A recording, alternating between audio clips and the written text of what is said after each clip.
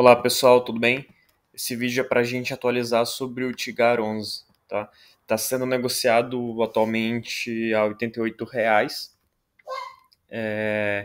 e já chegou a ser negociado a R$ 80 nas últimas semanas, né? Quando a gente pega ali o mesmo período, né, dos últimos vídeos, a gente vê que foi um padrão de todos os fundos imobiliários estarem bem descontados ali pelo meio de dezembro, 20 de dezembro, né? Então a gente está falando aqui de uma mínima de R$ 80,50 e já recuperou aqui praticamente 10%, ok?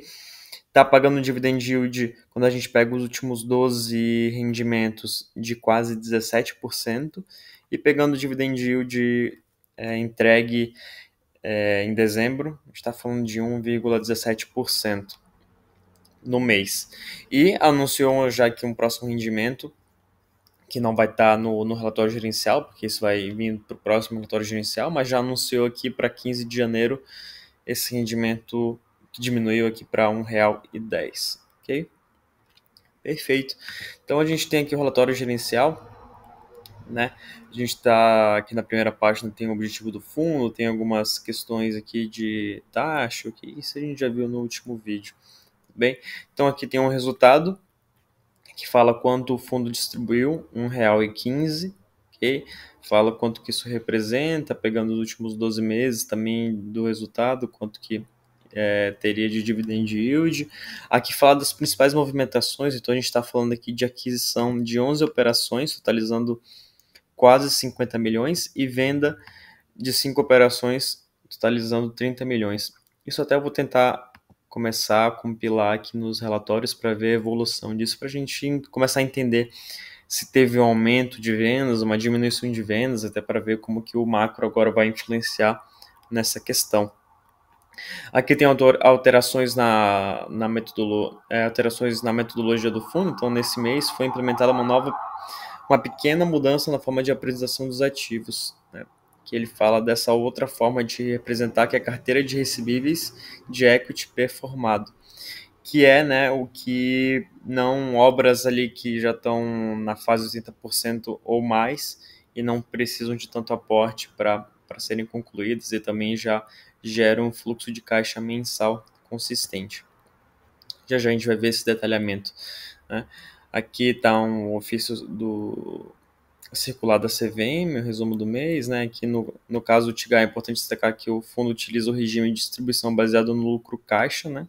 Então, regime caixa. Aqui fala do cenário macroeconômico, né? A gente já viu essas questões no último vídeo, mas só ressaltando, né? A gente está falando de uma inflação que superou as estimativas, né? A banda superior que o Conselho Monetário Nacional estava estipulando. Okay? Então, uma inflação que está maior do que o esperado e tende a se manter assim. Okay? Aqui também fala do Banco Central permanece em estado de alerta, a gente está falando de uma taxa Selic projetada em 13,50% ao ano para o final de 2025. Tá? A gente está numa taxa Selic atual de 12,25%, com aqui que eles comentam, né, no dia 11 de dezembro, o cupom decidiu aumentar por unanimidade em um ponto, elevando a taxa para 12,25%. E como a gente sabe, já tem a projeção de subir mais um ponto agora em janeiro, e também na próxima reunião, depois de janeiro, mais um ponto, se nada mudar, né? Aqui é que ele comenta, né? Alguns agentes do mercado, dentre bancos e gestores, já possuem expectativa da Selic atingir 15% ao ano no final de 2025. Ok? Que fala da tentativa de intervenção do Banco Central em comprar dólar. Ok? Aqui fala do Ibovespa, do IFIX, né? A queda que teve. Então, tudo isso a gente já sabe. Tudo bem, aqui já é mais dentro do TIGA. Então, fala da diversificação, os 8 anos de história, ok? E aqui a gente tem, né, conforme abrimos no último relatório, estima-se que esses projetos proporcionem uma geração de lucro de 3,68 bilhões ao fundo, né? E aqui tá, nesse gráfico está descrito o que é mesmo reconhecido, então 0,78 bilhões, o que vai vir de resultado de comercialização de projetos já prontos que estão sendo vendidos, né? processo de venda, e o resultado a realizar por lançamento, né? Projetos em andamento. Okay? Então, legal eles colocarem essa descrição. Aqui, vamos ver se tem mais algo importante que vale a pena comentar. Aqui tem, né? Vamos ver aqui embaixo. Considerando empreendimentos com obras concluídas ou em fase final de obras, que a partir desse relatório chamaremos, né, estaremos chamando de carteira de recebíveis equity performado, esse número sobe para 1,4 bilhão em valor de estoque, em 1,71 bilhão de carteira de recebíveis a valor presente. Tá? Então vai ser legal a gente acompanhar esses números a partir desse relatório, né? Vai ser bem interessante. Aqui fala que a gestão opta por tomar uma política mais conservadora, né, na distribuição, então reter um pouco dos rendimentos. Tá? Aqui fala, no parágrafo acima, fala de como implica, né, a subida da taxa de juros nesse setor de desenvolvimento. Implica bastante, né? Claro, fica mais difícil das pessoas tomarem crédito para terem a casa própria, né? Então, isso impacta de fato.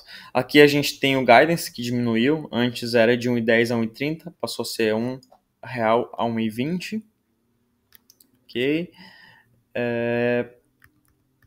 Deixa eu subir um pouco, não, ainda não teve.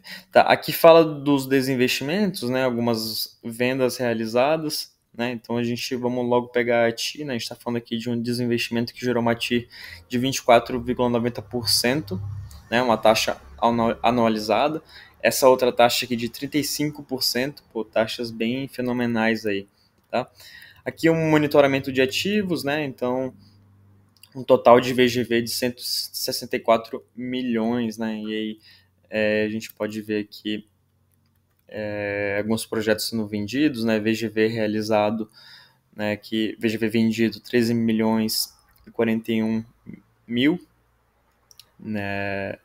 Nesse ponto, nesse Pazo Nova Colorado, teve uma parte de incorporação, né? Um VGV vendido de 16,27 milhões, bacana, entre outros aqui que eles comentam.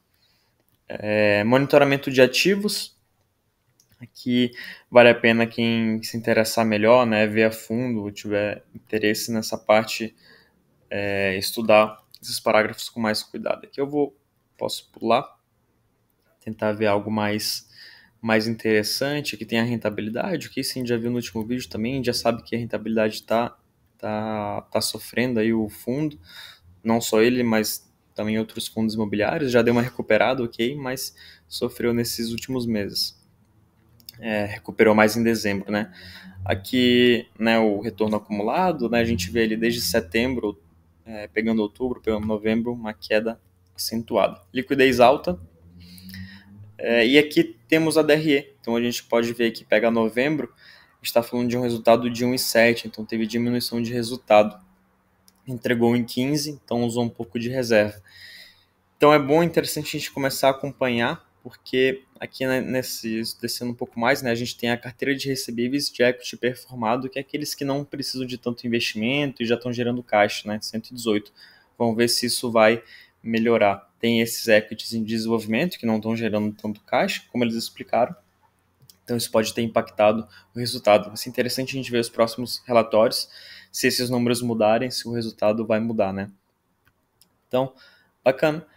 Aqui, vamos ver se tem mais algo. Aqui é a distribuição, né, o portfólio. Então, da parte de equity, a gente está falando de uma concentração em loteamento, bem arriscado, né? Fundo de desenvolvimento, vai pagar altos rendimentos, né? Então, tem um risco maior. Ok, aqui a distribuição, né, na segmentação na estratégia de equity, aqui a segmentação de estratégia de loteamento, segmentação por estado, diversificação, né? Bem interessante. Eles têm uma estratégia de estar mais ali no centro-oeste, na região do Mato Piba, no cinturão da soja, eles comentam isso no relatório, né, que é onde tem bastante potencial, né, eles tentam explorar essas áreas fora dos grandes centros. Ok, aqui outros gráficos, né, da distribuição da carteira, da parte de crédito. E aqui a gente tem um detalhamento de ativos, né? Tem vários ativos. Claro, é bem difícil ver um por um, mas se um dia alguém tiver interesse, né, ver pelo menos as maiores concentrações possa ser interessante. Aqui o detalhamento ainda dos ativos, vamos passar mais para baixo. A gente pode pular essa parte. Aqui a estratégia de locação, aqui a gente consegue ver aquela parte que eu acabei de comentar, né? Que eles focam aqui no cinturão da soja, no Mato Piba, né, no Triângulo Mineiro, no interior paulista, áreas mais voltadas ao agronegócio, ok?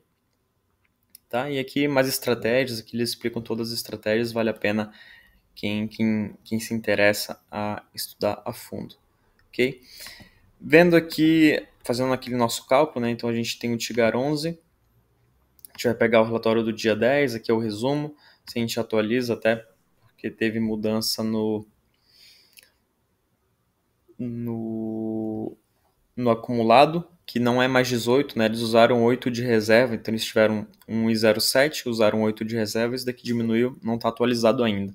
A gente está falando de um resultado de 1,7, distribuiu 1,15, ok? Tem as taxas que a gente já sabe, o guidance diminuiu, e o preço teto a gente pode usar o de tijolo aqui, colocar um spread alto de 3% e uma renda anualizada de 1,07, que é o que eles tiveram. Vamos fazer um preço bem conservador.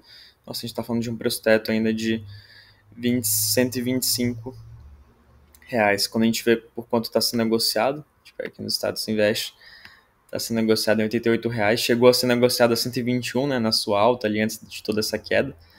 Mas só ressaltando, né, esse vídeo não é nenhuma recomendação de compra nem de venda, é mais um cálculo, um estudo que a gente faz aqui no relatório e tenta ver um preço que possa ser interessante, né, começar tá abaixo daquele preço, começar a estudar mais para ver se faz sentido na sua estratégia ou não, ou se estiver além daquele preço, talvez diminuir um pouco o foco, focar em outros ativos que estejam interessantes. Então não é recomendação de compra nem de venda, não quer dizer que eu estou comprando nem vendendo, enfim, mas algo para estudarmos juntos aqui. Obrigado, pessoal, e até o próximo vídeo.